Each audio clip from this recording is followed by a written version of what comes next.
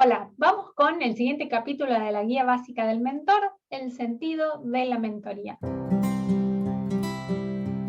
Y acá hace un recorrido a lo largo de la historia de cómo ha ido evolucionando este concepto. Como vimos en el capítulo anterior, inicia todo lo que tiene que ver con la palabra mentor desde el personaje Mentor en la Odisea, este poema de Homero, en el que relata, tras la ida de Ulises a la guerra de Troya, cómo Mentor es el encargado de cuidar, de acompañar en la crianza al hijo de Ulises, que es Telémaco.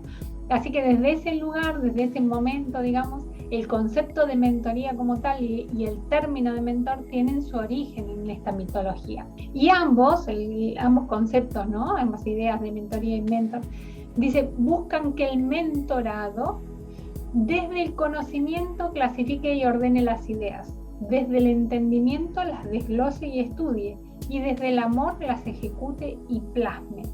¿Sí? Así comienza la mentoría y vamos a ver cómo sigue a lo largo de los años y de la historia. De la antigua Grecia aprendemos de Sócrates la mayéutica, en el arte de hacer preguntas, de Platón los diálogos en esto conversacional, y de Aristóteles, además de sus conocimientos o la clasificación de conocimientos, esta filosofía peripatética, que es esta manera en que maestro y discípulo se iban transformando, iban transfiriendo, los conocimientos del maestro al discípulo, pero desde un paseo, desde un andar, y permitiendo que ese discípulo hiciera preguntas respecto de lo que iba observando.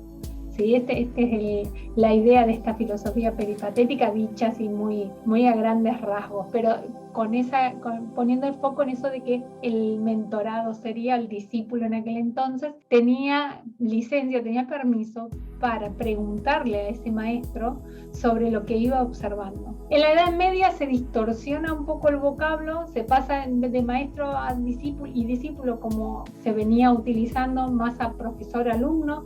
Las academias griegas y romanas que tenían esto filosófico de conversar, de ir ahí abrazando la realidad entre los dos, entre mentor y mentorado, pasa a las universidades donde la cuestión es mucho más académica, donde el profesor sentado en su cátedra transmitía un conocimiento y no había posibilidad del alumno de preguntar, de hacer esa intervención, de formular sus propias preguntas. Entonces ahí, en esta época, es como que se pierde un tanto el concepto de mentoría o el uso de la mentoría en este ámbito, básicamente, y se retoma luego, ¿no? En el siglo XVII, Jacob Boehme retoma el método de la transmisión por experiencia. Y en este mismo siglo, Fénelon escribe Las aventuras de Telémaco. Esta obra, dice, sentó las bases para una nueva comprensión de la mentoría. Así que a quien la resuene, la invitación a ir y leerla. Acá quise agregar esta frase de Isaac Newton, que vivió entre los siglos XVII y XVIII, que en una carta, y haciendo alusión a sus predecesores, a sus maestros, Copérnico, Galileo, Kepler, él escribe esto: si he logrado ver más lejos, es porque me he parado en hombros de gigantes. Y eso es lo que buscamos que a un mentorado le suceda cuando se para en hombros de un mentor. En el siglo XIX, dice, los maestros se consolidan en mentores. Acá vuelve a recuperarse el concepto de mentoría, no solo para el desarrollo de artes y oficios, sino y además para las grandes rupturas. En la Revolución Industrial, el papel de los mentores fue fundamental para el desarrollo de los trabajadores de alto potencial, con alto potencial. Y en el siglo XX la mentoría se establece, se convierte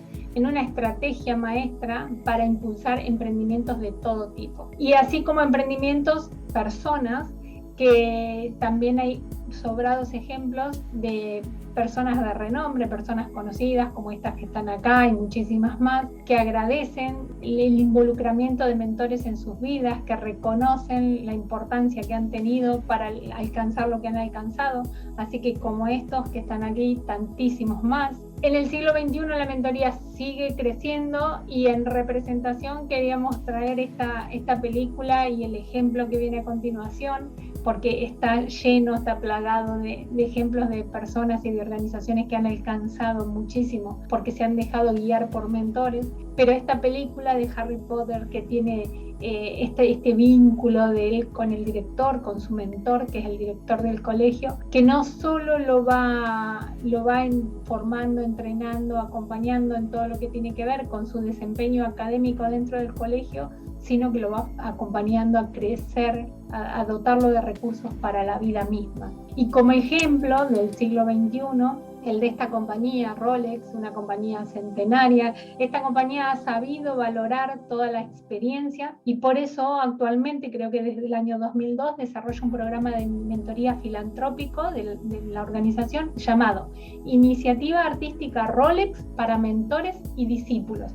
Y lo que hace es unir a artistas emergentes con maestros creativos de todo el mundo, va armando esas duplas y esa es una de las líneas filantrópicas que tiene Rolex y que por supuesto está absolutamente basada en la mentoría. Entonces, para ir cerrando este capítulo, dice, la mentoría es un proceso de acompañamiento en el aprendizaje del mentorado, o sea, vamos acompañando a ese mentorado en su proceso, que pueden ser con contenidos procedimentales y actitudinales, lo cual exige del mentor el dominio de estrategias, técnicas, habilidades, destrezas, para que el mentorado pueda desarrollar su capacidad para relacionar e incorporar nuevas estrategias necesarias para alcanzar los resultados o para alcanzar ese objetivo. ¿Sí? Entonces la mentoría es ese proceso de aprendizaje en que el mentor, en dominio de la disciplina, puede acompañar el desarrollo de la capacidad que ese mentorado necesita para alcanzar el objetivo que está buscando. Y nos diferenciamos del coaching, vamos a volver a poner el acento acá porque es importante, nos diferenciamos del coaching en que el coaching activa el coeficiente personal desde la activación del conocimiento tácito, mediante un método operativo que es de no transferencia y no directividad. En el coaching no se dan consejos, no se transfiere la experiencia y no se dirige hacia dónde va. Y la persona va a buscar su propio conocimiento tácito, aquello que ya conoce, que ya tiene dentro de sí, para actuar desde ahí. En tanto que la mentoría utiliza un método operativo basado en la transferencia y en la directividad, ya que trabaja en las certezas que nacen de la experiencia de los mentores. Los mentores están obligados a transferir sus experiencias, las certezas de lo que han vivido, tanto si ha servido como no, y por supuesto es directivo, porque sin obligar al mentorado, se lo dirige hacia ese objetivo.